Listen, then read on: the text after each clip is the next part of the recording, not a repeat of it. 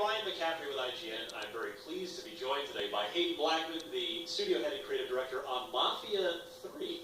Perfect timing with the logo, look at that. Yeah. Synergy.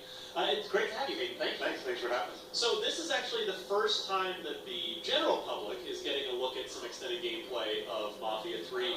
You showed off more or less this, behind closed doors of the media at Gamescom. That's right. Which is where all the preview covers, including that on IGN, came from. But it's great to actually see it. So this is, I've never seen this before. Right. This is me seeing it. So I guess before I start just reacting to things, go ahead and just catch us up. Gamescom was a little while ago now. Elevator pitch version, go. Sure. So in Mafia 3, you play a guy named Lincoln Clay. The time is 1968 in our version of New Orleans. So you can see here, this is Lincoln moving down our version of Bourbon Street in this southern city, very iconic southern city here. Again, one of the things you'll notice about Lincoln, potentially by the shirt he's wearing, he's a Vietnam vet. So he's just returned from Vietnam when the events of the game begin. So he is a trained soldier, and that really gives him an edge when he takes on the mob, which is one of the kind of key components of the story. Lincoln's also a criminal. Before he went to Vietnam, he was part of the Black Mob, again in our version of New Orleans. Yeah. When he comes back, he falls back in with the Black Mob, and through the course of the game, they get betrayed by the Italian mob. So here, this takes place about 2/3 of the way through the game. Lincoln is on his mission to take down the Italian mob and build a new mob, kind of on the ashes of the old, build a new family.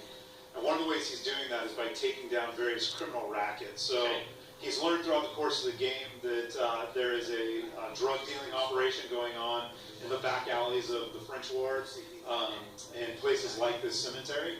And he can go ahead and head into the cemetery and hunt down informants to find out information about the mob and the racket, maybe get involved in a little bit of a firefight, all in the process of working his way up to some of the crime bosses that run the drug operation in the city. Right, so now I'm a big fan of the series. Illusion Softworks did the first 2 games, and now, but it's been taken in-house here at your studio at Hangar 13, which is a lot of former 2K Marin folks. And what have you sort of tried to keep from the first 2 games, and what sort of have you made a concerted attempt to kind of evolve and update or change? Sure, yeah. So again, we're all very we're watching all this combat. It's kind of hard to focus. So one of the things you'll notice about Lincoln, I think, right away is again, he does move like a soldier.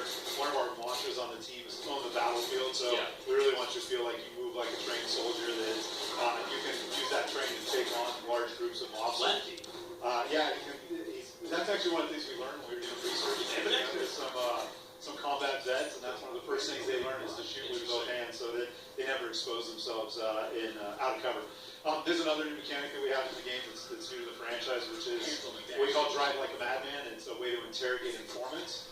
So here we'll throw this guy in the car and drive like a madman. But when we're talking about driving it, this is a good maybe segue into one of the things that we really tried to keep true to Mafia 2. So I think Mafia 2 is known for its really engaging story, and I believe that we have a pretty strong narrative in the game. Again, focusing on this character who's working in a Vietnam vet, trying to find a new family. We also wanted to create a sense of time and place, so hopefully the city feels like our version of New Orleans. And then the driving model is still very much a physics-based driving model, but we did push the boundaries a little bit. We want you to feel like you're a stuntman in a Hollywood action movie. So some of the reactions are a little bit outsized. We'll see a little bit later some a little bit of car combat that we really tried to focus on and make sure that was accessible. The other thing that we tried to do is make sure that everything was integrated. So it's truly an open world game in the sense that you are out exploring the open world and engaging in the criminal ecosystem of this open world. Here's an example of that where I've learned that this drug den through the course of that interrogation is actually hidden underneath this jazz club called the Big Mouth Jazz Club. And this is what we call a public-facing hideout. So if I head in here and I get noticed by the patrons because I'm waving a gun around or getting involved in a fight, they might call the cops. There I just kind of got told to move along by the mobster, so I'm going to try and find a back entrance here. I could have gone in guns blazing there, but that would have attracted a lot of attention and the cops. But that's something I could do if I had maybe muscle with me or was better armed. No. That might have been an overreaction. That's an example of one of our takedowns in the game, so you unlock those as you go throughout the game. But yeah, I mean, I've actually played, I've actually reviewed both the first two games, and really I was a big fan of both, Mafia 2 in particular, but the two things that sort of stood out for me on one of the plus sides for Mafia 2 was just the unbelievable art direction, and I'm already seeing that here, like some amazing lighting. This is just the sort of the light mist haze. Right. It really looks like that technologically here you're just pushing a lot of atmosphere in the game, which I like a lot. And then on the flip side, the kind of the big downside for me to more lighting here to Mafia 2 was that it was a great story. It's set in this open world, but it was like there wasn't a lot to do in that open world. So are you guys looking to rectify that this time around? Yeah, absolutely. That was one of our, again, very first pillars was how do we make sure you feel like you are in an open world that you can explore, that you can engage with, but how do we do it in a way that makes you feel like you're always making forward progress? So everything we do is kind of connected to Lincoln's quest to take down the mob or rebuild his own, kind of criminal empire. So, whether that is, again, finding guys to interrogate, doing open world activities that help fund your criminal operations, destroying hideouts. We have a number of hideouts in the game. This is an example, actually, of a hideout. So this is an example of a dead guy right here. Yeah, right. So we do, we are supporting stalking in the game. That's one of the other kind of mandates for us is we want you to be able to approach these hideouts multiple different ways. So whether that's going in guns blazing or being a little bit more stealthy here, ultimately it all kind of culminates in kind of big takedowns. But we want you to have that ability to kind of stalk your way through as well. Yeah, so there's a character named Doc Gaston who runs this hideout that we have to take out in order to assign this hideout up to one of our guys to take over. So here again, you'll see a little bit of some of our hot combat and Lincoln kind of moving through the space, swapping weapons. We do have kind of a very good weapon share model where you're encouraged to switch weapons a lot. We do have fairly aggressive AI as well. They will come after you and hunt you down. I just lost my train of thought. I was going to ask you, I believe I remember an interview with you, possibly on IGN. Are there multiple endings? Am I remembering that correctly? You guys aiming for sort of some multiple path things here? Yeah, so again, one of the things that we founded Hangar 13 on was this idea that we really want to build games where people feel that every player story or every player experience is unique. Yeah. For me, that's really the joy of working in games and this kind of interactive medium is that we get to allow the player to be kind of co-author in the experience. So whether that's the moment-to-moment, like here, do I go through stalking? What weapon do I use? Do I use takedowns? Or the way that I decide to dole out territory, which has a big impact in the game. So throughout the course of the game, you recruit 3 lieutenants, and you can assign out territory to them throughout the game. And that will change the way that they interact with you, the types of services they provide to you, and ultimately the endings of the game as well. Nice. The player has some other decisions along the way as well that affect that. Again, really trying to capture this atmosphere, this kind of psychedelic drug den from the late 60s. That's a big deal for us as well. But the player could have stalked through there. We do encourage you to do some reconnaissance as well. So there are multiple entrances the player could have discovered.